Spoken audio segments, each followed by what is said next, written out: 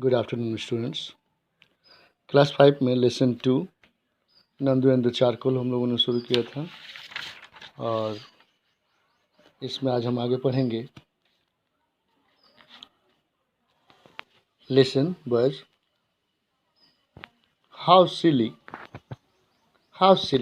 Means कितनी बेवकूफ़ी की बात है, एक आश्चर्य व्यक्त करते हुए कहा गया है।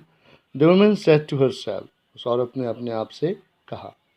तो बच्चों, जैसा कि हमने इस कहानी में पढ़ा कि नंदू नाम का लड़का किस तरह से एक चारकोल के टुकड़े को वह वाइट करने की कोशिश कर रहा है और इस प्रयास में उसने कई एफर्ट्स किए हैं। हम लोग पहले भी पढ़ चुके हैं कि सबसे पहले वो एक दूध वाले के पास गया था और उसने जो है उस चारकोल के टुकड़े को दूध में डालकर उसे वाइट करने की कोशिश की। फिर उसने साबुन से भी धोकर उसे वाइट करने की कोशिश की थी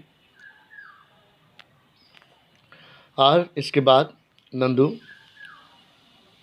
जिसे एक औरत ने ऐसा करते हुए देखा था, उसने उसे देखते ही कहा, हाउ सिली, कितनी बेवकूफ़ी भरा काम है ये। The woman said to herself, वो औरत अपने आप से अपने मन ही मन बोली। लिसन नंदू, उस औरत ने नंदू से कहा कि नंदू सुनो, दिस वॉशिंग इज़ यूजलेस। उस औरत ने कहा कि यह तुम्हारा जो धोना है वह यूजलेस है, वह बिना काम का है, बेकार है वह। And charcoal can become white only when you rub it on A grinding stone.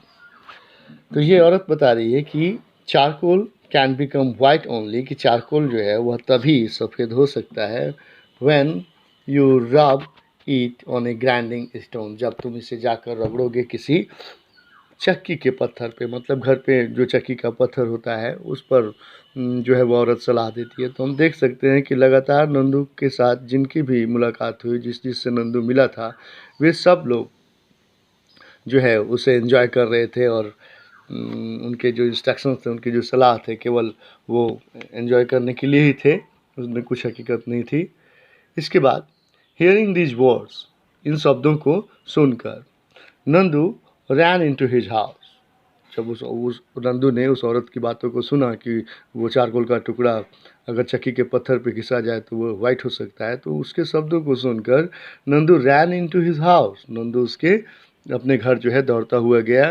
And he started rubbing the charcoal, इसके बाद उसने उस चारकोल के टुकड़े को घिसना चालू किया ऑन द ग्राइंडिंग स्टोन, उस चक्की के पत्थर पर।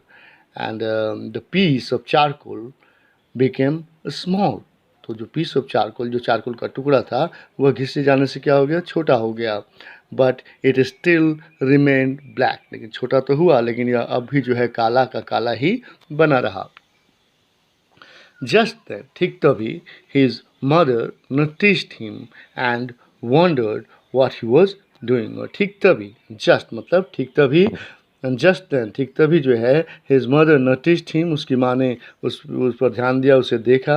एंड वंडर्ड, और उसे आश्चर्य हुआ, व्हाट ही वाज डूइंग, कि वह क्या कर रहा था, वह जो भी कर रहा था। नंदू, माँ ने पूछा, Nandu what are you doing, Nandu तुम क्या कर रहे हो।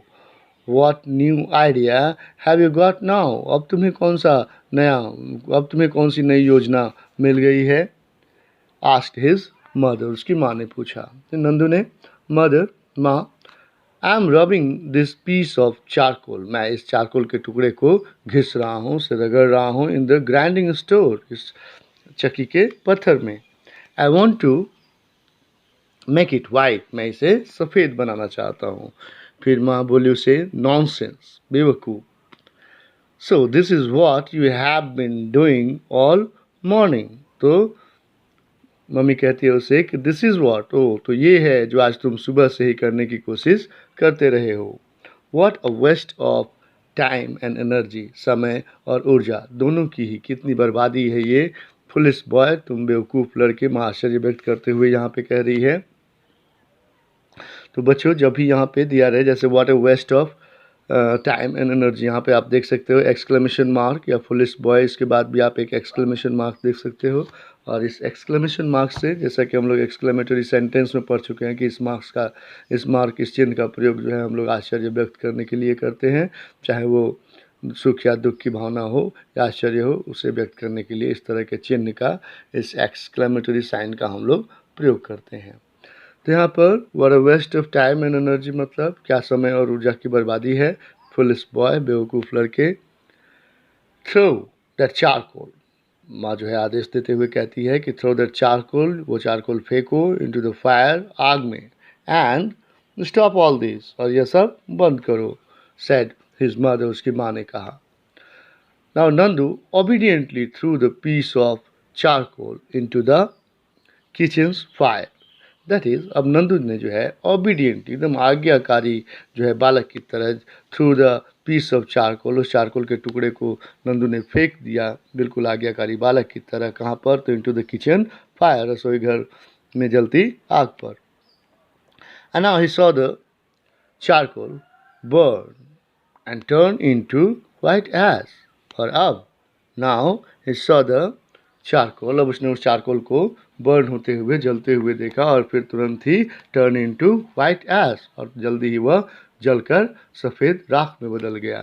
And now he was happy to see this, अब वह खुश था इसे देखकर। इन जॉय, खुशी में, आनंद में, ही सेड, उसने कहा, मदर, माँ, you have given me the answer, आपने मुझे जवाब दे दिया है। The black charcoal has Indeed turn white, और वो लड़का फिर से खुश होते हुए कहता है कि ये काला जो चारकोल था वह इंडीड, सच में, क्या हो गया? वह सफ़ेद कलर में बदल गया। No that's all in this lesson. बच्चों, आपने जाना कि किस तरह से नंदू जो है आखिरकार उसका जो क्वेश्चन होता है, उसकी जो क्यूरियोसिटी होती है, उत्सुकता होती है जानने की कि कैसे हम बदलेंगे, तो उसकी मदर ने काफ़ी जो है सूझबूझ से अपने बच्चे की क्यूरियोसिटी को शांत किया और उसे दिखाया कि कैसे चारकोल के टुकड़े को वाइट कलर में बदला जा सकता है। That's all from this lesson, and now in the next video I will send all the short questions and hard questions and also the writing skill. Okay, thank you guys.